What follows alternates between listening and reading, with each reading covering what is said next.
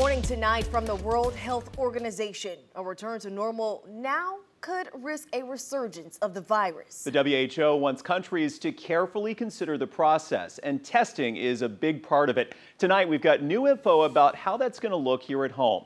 Judges from the 6-county Southeast Texas Regional Emergency Operations Center now say they will shut down the drive-through testing site at the Jack Brooks Airport. Judge Jeff Brannick says the EOC has met the governor's goal by testing more than 1% of area residents.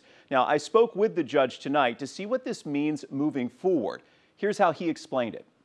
We'll be transitioning the testing responsibilities over to the public health authorities within the cities and in Orange and Hardin and Jasper and Newton counties, as well as Tyler County. So the governor had wanted us to get to that 1% mark of testing the population. We've exceeded that.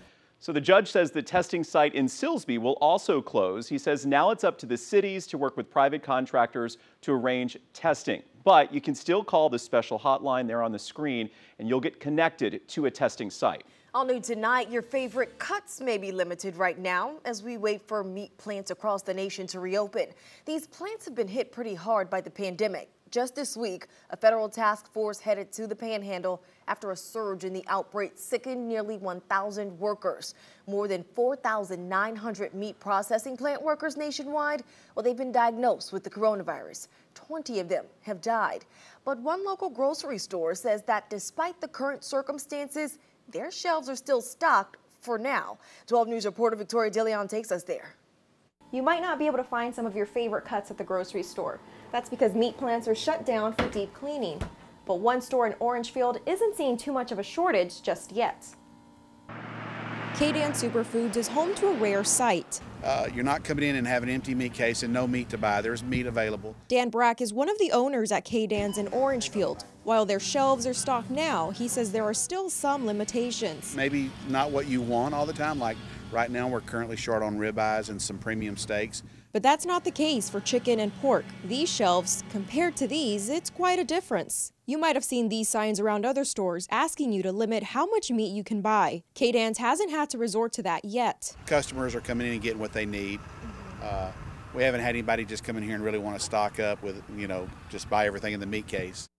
Prices, however, that's a different story. Prices are increasing. We've seen a tremendous price increase in a lot of the meat, some of as much as $2 a pound on stuff just in the last week and a half. So Brack says they've had to adapt like everyone else, but remains optimistic amid the panic. I just don't know what the future holds over the next few weeks, but I think after that we're going to see things return. I wouldn't say back to normal, but return back to some sense of normalcy. I'm on my way back. President Trump signed an executive order last week making meat plants a critical infrastructure. This, of course, to help with meat shortages nationwide. However, we still don't know when meat plants will begin to reopen.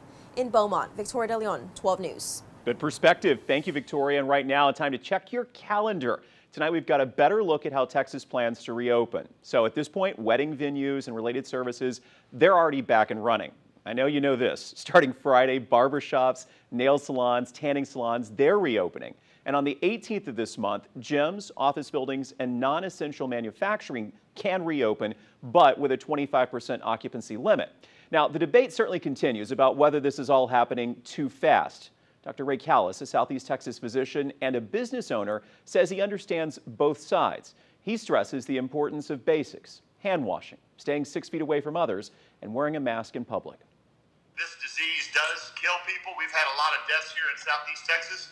But more importantly, we can't live inside of an isolation bubble, because if we do that, then the economy is going to completely implode. So head to our 12 News Now app right now to review what we know about the rules and restrictions for the reopening of Texas.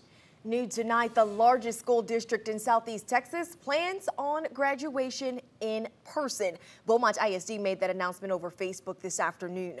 12 News reporter Tyler Segerman joins us from where it will be held, and he has more details. What's up, Tyler?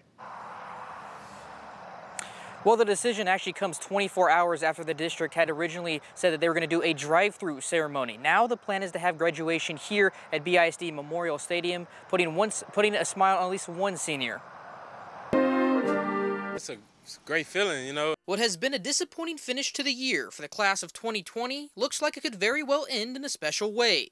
Beaumont ISD decided it plans to host a graduation ceremony, something Jakevion Wilson can throw his cap up for. It's something that we can't never get back, you know. I'm glad they gave us a graduation. You know, that's memories, something we can look back on to. The announcement comes a day after the Texas Education Agency released new guidelines for graduation ceremonies, allowing school districts the choice of going virtual, using vehicles, or hosting outdoors. Wilson tells me he's not worried about graduation creating an unsafe environment. I'm ready to go, actually, and like my mom said, covered by the blood of Jesus, so that's how I look at it. A BISD spokesperson says the logistics of the graduation ceremonies are still being discussed. As long as we can get our diplomas and walk the stage, I'm good. It remains unclear what it will look like inside BISD Memorial Stadium come June, but Wilson is just happy to be walking in it.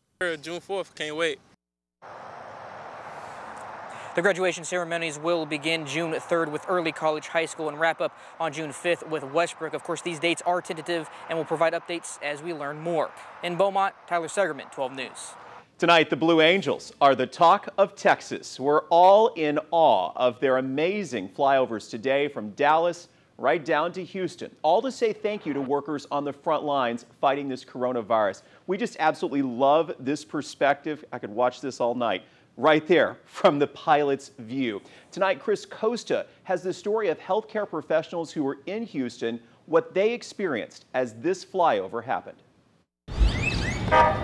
They just keep chugging along. This is my passion. This is what I love to do. Day in and day out, healthcare workers battle COVID-19, literally going towards the danger. It's been very scary for our patients and for us. And we are taking care of COVID-19 positive patients every day. Dr. Michael Chang specializes in infectious diseases for UT physicians. You know, it's really difficult to be the quote-unquote expert, but then have to say, I don't know, basically every day to every question that somebody asks about COVID-19. He says everyone here, whether they wear scrubs or not, helps in this fight. We can't do our jobs without them. You know, doctors and nurses will get a lot of attention, obviously, you know, for what they're doing, but we're a giant team. Oh, they're coming. I can see them. On Wednesday, these heroes received a salute from some of our nation's finest.